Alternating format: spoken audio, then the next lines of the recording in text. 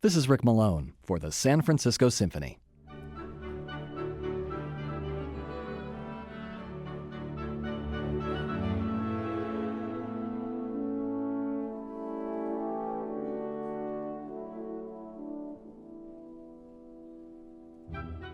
In the spring of 1901, Jean Sibelius and his family took a vacation to Italy, courtesy of the composer's friend Axel Karpelan. Sibelius had been trying to flesh out some ideas that had been running through his head for several months, so he rented a studio in Rapallo to try to put them into some coherent musical form. At the time, he was thinking it might be a tone poem. While he was there, he had a dream that his studio was located in the palace of Don Juan and that he himself was that infamous nobleman.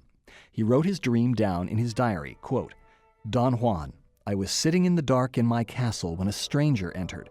I asked who he could be again and again, but there was no answer. I tried to make him laugh, but he remained silent. At last the stranger began to sing. Then Don Juan knew who it was. It was death." End quote. The song the stranger sang, which Sibelius wrote down in his diary, was the theme that would help tie together the bits of music he'd been working on for months, not in a tone poem, but in his Symphony No. 2.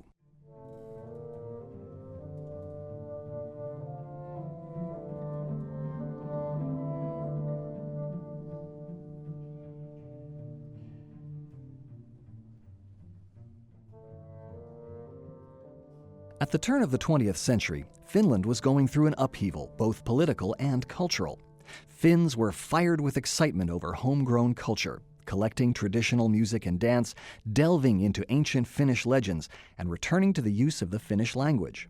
All this nationalistic fervor was channeled into a growing movement for independence from Russia, which had ruled Finland for almost 100 years. Sibelius was caught up with the artists and writers and musicians who were plying their trades in support of an independent Finland, and he turned out a hearty diet of patriotic compositions. A few of his successes from this nationalist period, like the tone poems The Swan of Tuonela, Lemminkainen's Return, and especially Finlandia, had begun to earn him a reputation beyond Finnish borders.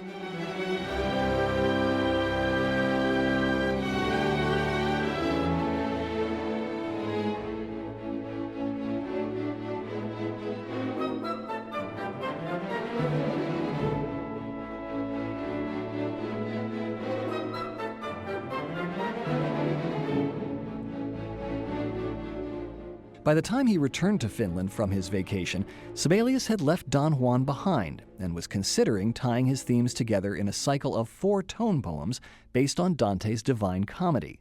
But the more he worked with them, the more he began to recognize that what was forming out of his sketches was not a set of tone poems, but rather a full-fledged symphony, one that would end up exhibiting an extraordinary degree of unity among its sections.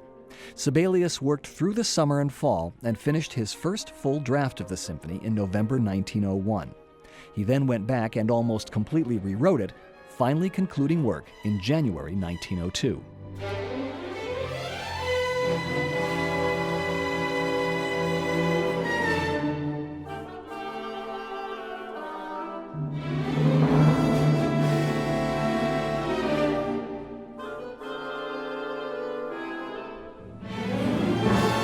The symphony's premiere 2 months later was an enormous success, as were 3 sold-out performances later that same week.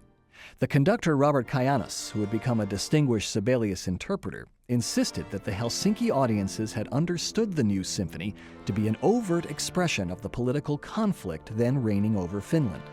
The Andante, he wrote, strikes one as the most broken-hearted protest against all the injustice that threatens at the present time to deprive the sun of its light and our flowers of their scent.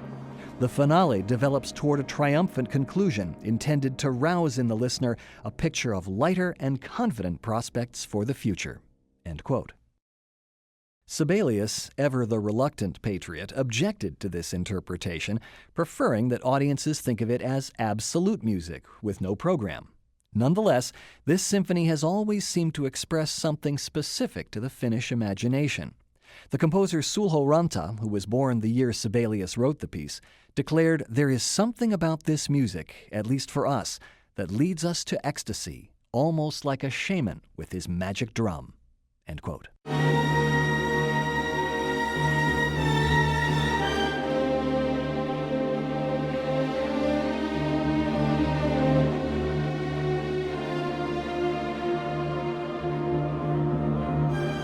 The dual nature of Sibelius's Symphony No. 2 may be just coincidence.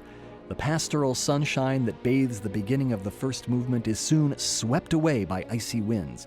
Perhaps the opposite happens in the third movement, where what one might take as a flurry of snow yields to a shepherd's call on the oboe. Sibelius is full of meteorological metaphors. Pastoral sections are interrupted by passages that evoke grave concern or even terrible outbursts, and these in turn are confronted by suggestions of proud defiance and resolute confidence. And then there is the texture. Some listeners find it thick and claustrophobic, but Sibelius was very particular about its details, and it adds up to his distinctive musical thumbprint. Sibelius once attended a rehearsal of this symphony at which only 2 of the 3 required trumpets were in attendance, the third having come down with the flu. Sibelius stayed only briefly and then interrupted the rehearsal to leave, explaining to the conductor, "I can only hear the trumpet which isn't there, and I can't stand it any longer." End quote.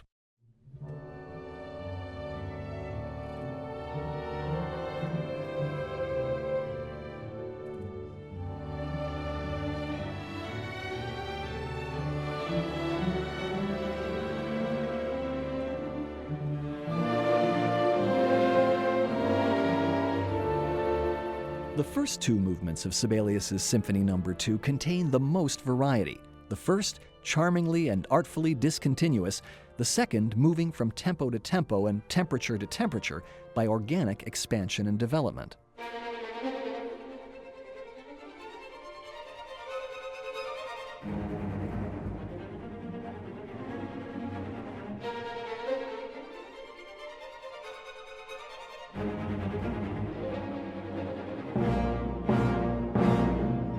A skittery scherzo is stopped by a poignant oboe solo.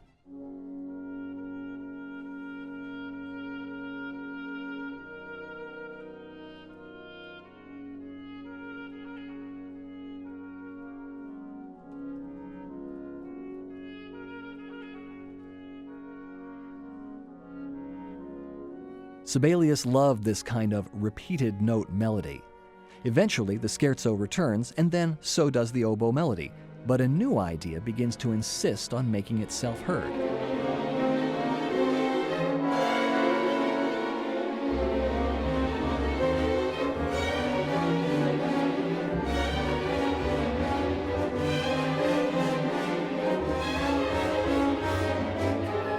It insists, and finally bursts forth as the principal theme of the finale.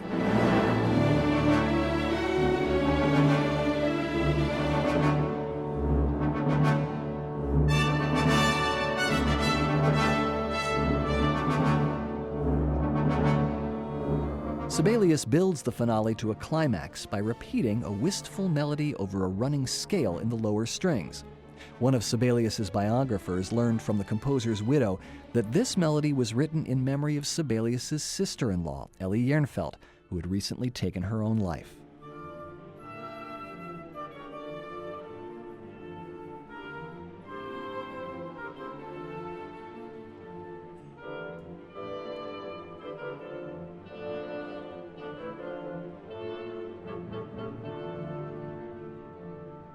One of the critics covering the work's premiere wrote that Sibelius's Second was one of the few symphonic creations of our time that point in the same direction as Beethoven's symphonies, end quote.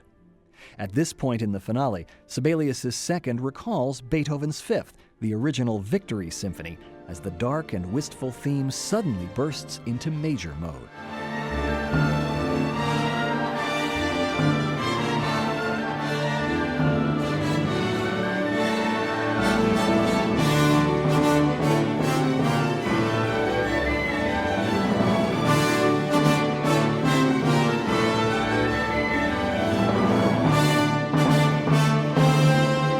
Sibelius was writing his Symphony No. 2 at the same time that Mahler was writing his own Symphony No. 5. 5 years later, Mahler visited Sibelius in Finland, and at one point their conversation turned to the nature of the symphony. Sibelius later wrote, "When our conversation touched on the essence of symphony, I said that I admired its severity and style and the profound logic that created an inner connection between all the motives. This was the experience I had come to in composing. Mahler's opinion was just the reverse. "No," he said, "the symphony must be like the world. It must embrace everything." End quote. In his Symphony No. 2, Sibelius came closer to Mahler than he might have thought possible.